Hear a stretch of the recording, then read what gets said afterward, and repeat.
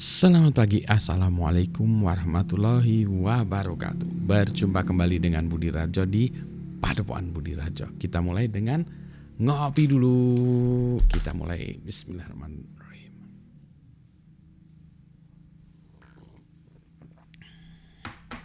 Asik nih kopinya ini. Arabica Bajawa Flores. One of the best. Satu yang saya suka. Nah, kita masih bahas soal startup entrepreneurship. Kali ini kita bahas soal scaling up ya, growth. Jadi kita misalnya sudah membuat ya perusahaan kita, kemudian perusahaan kita ingin berkembang, dan kalau berkembang itu pasti butuh investasi. Misalnya kita udah punya penghasilan berapa, 10 juta sebulan, 100 juta sebulan, 1 miliar sebulan, ya, apapun ya, kita udah punya ya penghasilan gitu besar. Nah, kemudian katakanlah kita penghasilannya 20 juta sebulan, kita ingin meningkatkan menjadi 50 atau 100 juta sebulan. Nah, 20 juta sebulan jadi 50 juta sebulan, berarti kita 2 kali lipatnya lebih ya. Maka biasanya ada hal-hal yang memang kita nanti rencanakan. Salah satunya biasanya penambahan SDM, penambahan alat, mesin, ruangan, alat kerja, modal, dan seterusnya. Butuh duit. Nah, biasanya bagaimana Pak? Ada orang yang melakukannya melalui bank. Ya. Jadi kalau kita sudah bisnis yang sudah jalan, itu bank, masuk akal bank. Kalau belum, saya tidak menyarankan bank ya. Kalau baru mulai bisnis, karena bank itu risikonya tinggi ya. Maksudnya kita menjalankan bisnis pertama kali baru mulai, risiko kegagalannya tinggi, sehingga bank itu bukan alternatif. Kalau sudah jalan kayak tadi ya, mau membesarkan lagi, bank merupakan alternatif. Hanya kadang menjadi masalah, banyak perusahaan yang terkait dengan IT, dengan ideas itu yang tidak punya agunan. Ketika ditanya sama bank, kamu butuh berapa? Wah, saya harus meningkatkan revenue saya menjadi 100 juta sebulan, berarti saya membutuhkan 1 miliar katakanlah.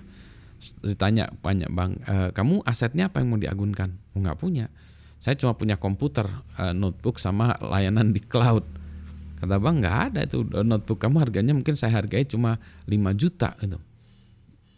Nah, mulailah bingung, karena bank biasanya untuk hal-hal seperti itu akan menolak memberikan pinjaman ya, karena Anda nggak punya agunan. Nah, alternatif yang kedua adalah investor. Anda pergi ke investor untuk minta penambahan revenue, investasi untuk modal kerja lah, SDM segala macam. Nah, itu kemungkinan bisa ya. Hanya problemnya adalah menemukan investor yang tepat.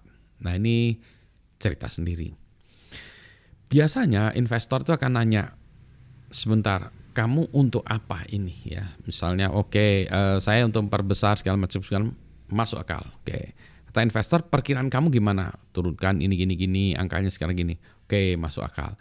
Kata investor berikutnya lagi, kalau saya invest sesuai yang Anda inginkan, misalnya saya diminta 1M, saya taruh 1M, saya dapat apa gitu ya. Nah, itu yang harus dipikirkan ya. Dapat apa tuh maksudnya? Apakah bentuknya nanti merupakan bagian dari perusahaan, dikasih saham di perusahaan, atau apa bentuknya, jadi gitu. Misalnya dikasih saham 5% di perusahaan, 10% di perusahaan, atau apapun. Nah, berarti kan kita harus tahu nilai perusahaan kita dulu ya. Kalau itu misalnya berarti taruh 1 miliar, kalau nilai perusahaannya 2 miliar ya 1 per berapa? 1 per 2 atau 1 per 3 ya. Jadi 3 ya, jadi 3 miliar. Jadi dia 30%, mahal banget ya. Banyak banget ya. Biasanya kita tidak ingin mengobrol saham. Anyway, balik lagi.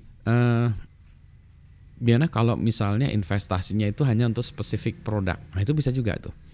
Misalnya kita sudah punya ya satu sistem, kemudian kita ingin membuat produk baru. Tadi bagian dari membesarnya itu kita membuat produk baru. Misalnya kita perusahaan yang membuat kopiah gitu. Nah, sekarang saya bukan hanya membuat kopiah, tapi saya juga ingin membuat dasi atau membuat ini ya, baju ini ya. Biasanya saya perusahaan kopiah, Pak. Sekarang saya ingin merambah ke baju, apparel gitu ya. Nah, berarti itu investasinya hanya untuk produk itu. Nah, ini bentuknya beda-beda ya, karena dia tidak investasi di dalam perusahaannya sebagai pemilik saham di perusahaannya, tetapi ini apakah bentuknya nanti macam-macam ya, bentuknya macam-macam, tetapi intinya tadi ya bahwa dia tidak invest di perusahaan, tidak perusahaan itu memiliki saham ya, kepemilikan dari perusahaan itu, tapi kepemilikan dari proyek atau produk ini gitu. Bisa juga sih, selama termsnya jelas ya. Mau apa nih ya, joint venture, apalagi ya, ada lagi ya macam-macam itu, saya sampai pusing ya. Tapi intinya gitu ya. Jadi kalau kita memang mau ke investor juga begitu. Investor juga bisa pinjem juga bisa, misalnya wah ini nanti saya kembalikan dalam waktu 5 tahun, boleh juga. Nanti kembalinya saya nambah, ya itu berarti pinjem ya. Nanti kembalinya ya apalah gitu ya, bisa juga ya.